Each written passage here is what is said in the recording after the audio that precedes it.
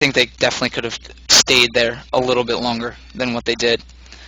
VS level 11. That's a really nice increase on his swap. So he'll be a lot more effective in just alienating one of the Scourge's heroes. Hopefully not the Tide. All you're doing with that is giving him really nice position to ulti. Like I said, Kraken Shell is basically an instant capability to ulti. Unless the other team just has reflexes of a god, they won't be able to stack stuns well enough to stop the Tide from ulting. So let's see what they do. They're not even gonna bother. AA ulti. Oh my god, I didn't even see that. There's a refresher on the Warlock, and that's just huge. The entire team is just devastated. Earthshaker is going to follow up with a stun relatively shortly, and yeah. Oh, first missed block by the Earthshaker. Though I don't think it really matters that much. Windrunner pops her Windrun, but it doesn't really matter. They're going to push this. They're definitely getting tier 2 tower, and I hope they keep pushing on because I wanted the other team to push down here when Krove's ulti was going on, not because they don't have the late game advantage, but because they had so much advantage going into that fight. This team doesn't have the late game advantage. I mean, Nakes will outcarry the Alchemist, but other than the Nakes, Scourge doesn't really have any heroes that are really viable late game, especially with the amount of farm they're getting. I mean, any hero can carry. It's just a matter of how well. And Sentinel has a lot of heroes that are able to carry a lot better than the Scourge. But this game is really close. I think I don't know. I can't make any guesses on who's going to win right now. Both teams are playing extremely well. Scourge is just they're not. It's not that they're stacking their stuns really well, but they're just when they use their ults, it's just in like the perfect position to use them. The other team is clustered, and I mean, I know it's common sense to like, oh yeah, use Earthshakers and Tides ults like when the other team's clustered, but it takes a lot of patience, but also a lot of just knowing like, oh, I got to ulti right now to be able to ulti with the most effectiveness, and they're doing it really well. Because they're most of the time the Sentinel is pretty well spread out, and there's just that 1 or 2 second lapse in concentration, I guess, where the Scourge has just been able to capitalize in the team fights that they're winning. The ones that they haven't won, they've engaged on 2 or 3 heroes and dropped their ultis for when they really shouldn't have.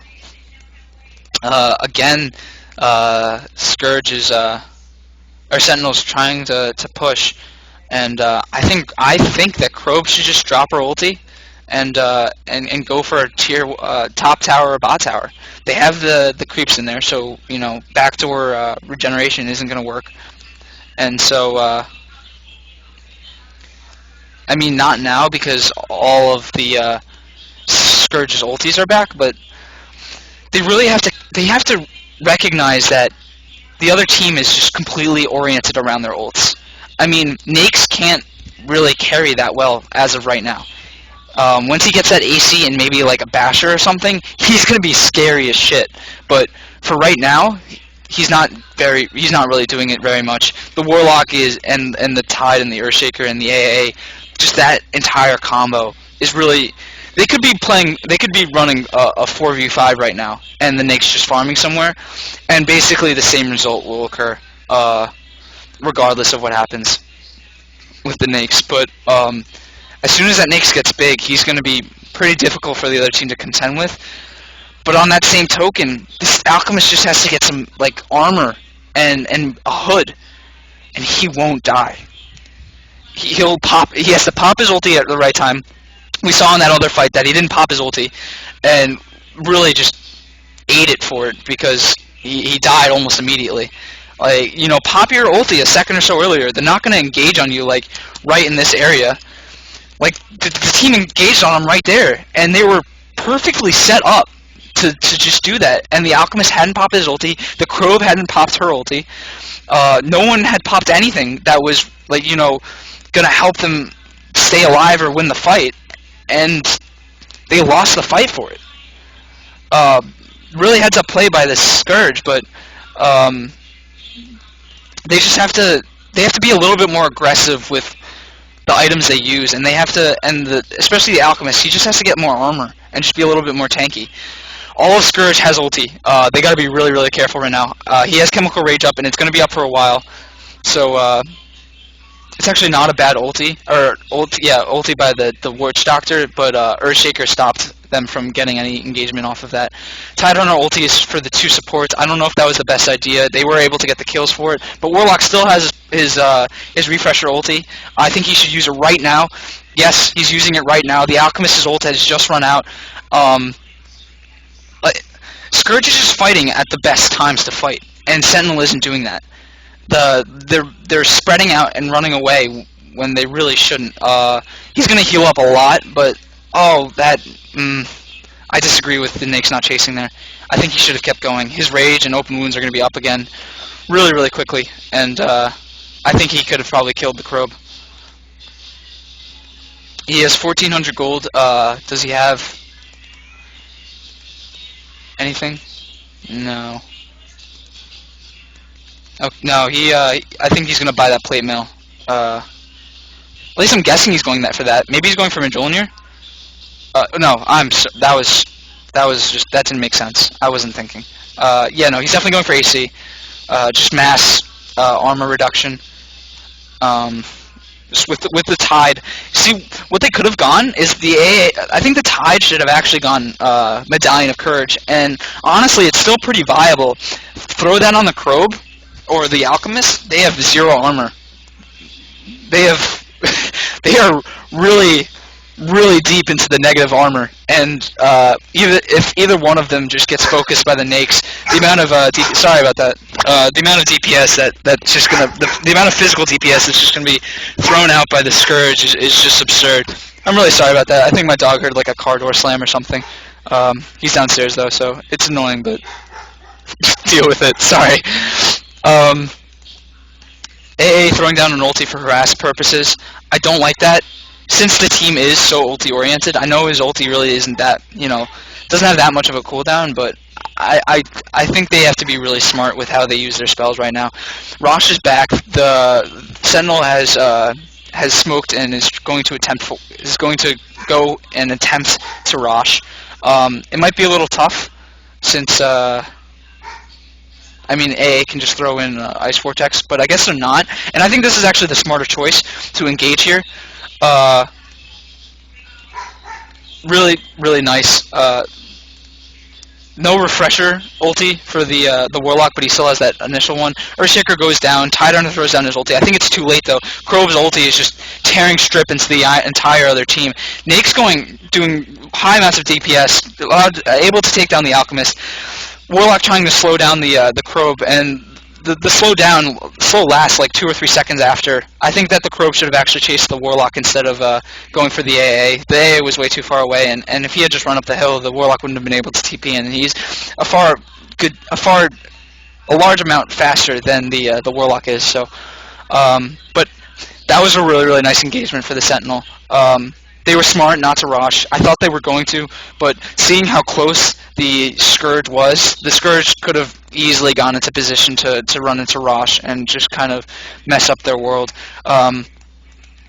Using all of their, engaging when the Warlock didn't have Refresher Orb up was really, really big. It made a heck of a lot of difference. They weren't able to do anything. Warlock's ulti is still really good by itself, but having 4 Infernals and 4 mini-stuns, just like in a row, is really, really nice. And this is what I'm talking about with Nyx's heal.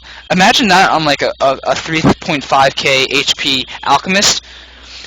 He's gonna gain all of his health back in a really short amount of time. He just does so much damage, and the Alchemist just has so much HP for Feast to take away at.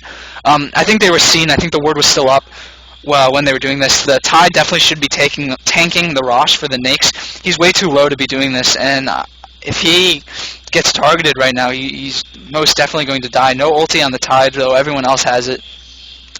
Wouldn't be a bad engagement for the Scourge. Alchemist isn't with them, so a large amount of their DPS and tank is taken away. Though Crobe does have his ulti, I know they don't have vision, but now would be the perfect time to for them to engage. They see the Crobes over here, they see the Alchemist is over here. They should really be engaging right now, but I don't think they're going to, and I think that's a little bit of a mistake. Not the biggest mistake, because you never can be you can be too cautious. But at this stage in the game, if any one of them dies and they don't have buyback, which I don't think any of them do, except for the Warlock, you can really screw your team over. So maybe not engaging seemed like the best idea for them, but I think that would have been a really nice time for them to engage. Now Sentinel is probably going to get the Rosh. AA throws in an ulti. It's only going to hit on the Crobe. Tide Hunter. Oh wow. Oh wow. It's just so much damage. The Warlock coming in with a double ulti, stunning the entire team. Tide Hunter blinking only to here, but still able to hit every single one of the other opponent's heroes because his ulti is at level 3, and the range increases with every level. And then the Earthshaker coming in with an ulti. VS getting picked off, and the Windrunner soon to follow in her footsteps, unless they've stopped chasing. Ward down for the Scourge, and their base was under attack, so they had to back off. Well done by the Scourge. They engaged really nicely there. So I guess it wasn't that big of a deal that they didn't engage beforehand. But they did lose the Earthshaker, which is kind of a bummer. But he'll be back soon. He's not that high of a level. Oh, and that Guinsoo is just huge. Alchemist stun comes in, power shot. He's dead. Good chase by good setup by the Windrunner and the Alchemist. Nake's in a decent amount of trouble right now. He should have eaten to a creep. Yep, good job. Very well done. He should have actually eaten out right then. Shatter was still on the Windrunner, and he would have gotten health from the creep enough to at least be able to run away far enough to get his rage off, or long enough to get his rage off. BKB on the Alchemist. I disagree with this. Warlock's ulti stuns through that. It's good for the Earthshaker and Tide, but again, he shouldn't be worried about that now. Go get a hood. That'll be far more effective than ulti, because the other team has 2 blink daggers, and if the Earthshaker initiates, you can't time that. It's an instant cast, and you won't be able to throw your BKB off quick enough to avoid that. And if you can't avoid that, the Tider is going to be right behind him, coming in with his ulti, and then the Fissure's going to hit. I don't think this is a team that you want to BKB against. You want a hood. The Crobe already has a pipe. With a hood, the magic damage is going to be really low, and he really needs armor. I still believe that someone on the Scourge should get a Medallion of Courage, and that's like I think it's -6 for both. I think Medallion of Courage is -6 armor. No, my Dota lore is evading me right now, but so you have the -6 armor from Deso. You have the -4 armor from Gush. Add a -5 armor from Medallion, and that's -15 armor. That's negative 13.6 armor on the Alchemist. I don't care how much HP or how much HP regeneration you have, you're gonna die. That's really all there is to it. Especially if the Gush occurs before the BKB, because then the negative armor and the slow are still occur. You're not going to be a happy camper with the Nakes just destroying you, as well as Feast being a physical DPS spell, physical DPS passive. The negative armor would be extremely beneficial to them. Feel of Discord on the Warlock. I was wondering what he was going to buy. I think he's saving enough to have buyback on at all times, but that's a really nice item on him. with the the Earthshaker can initiate, get everyone stunned. The Warlock can then Veil and have Tidehunter ulti,